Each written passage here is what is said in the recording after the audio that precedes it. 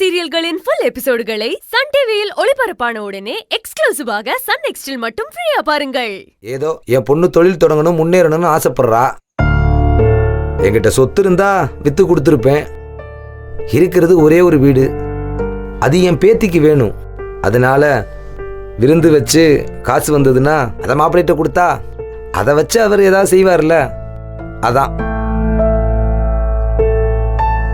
அப்பா அதெல்லாம் எதுவும் வேணாம்ப்பா. ஜெனனி ஏதோ லோன் விஷயம்லாம் சொல்லுச்சு, அது மாதிரி ஏதாவது பண்ணி நாங்க பிசினஸ் ஆரம்பிச்சுக்கிறோம்ப்பா. ஏதோ பேங்க்னு சொல்லுவாங்கல்ல, ஏதோ சுவிஸ் பேங்க்னு, அங்க இவளை வாங்க லோன் தர்றேன் வாங்க லோன் தர்றேன்னு இவளை அழைச்சிக்கிட்டு இருக்காங்க.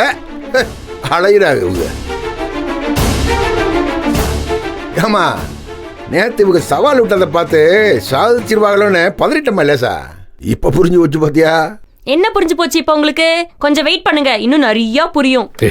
சும்மா ஏமா தொழிலதிபர்களா, உங்களுக்கு என்ன செய்யணுமோ செஞ்சுக்குங்க, நான் குறுக்க வர மாட்டேன்.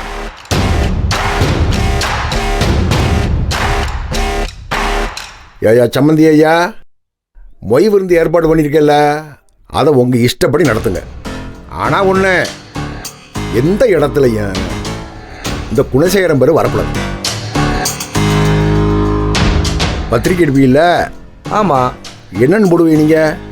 எனது பேத்தியும் குணசேகரனின் தம்பி மகளுமான தாராவுக்கு காது குத்தினாலும் போடுவிய? அப்படித்தான். மண்டையம் பண்ணி ஆற்றிய? அப்படி வரக்கூடாது.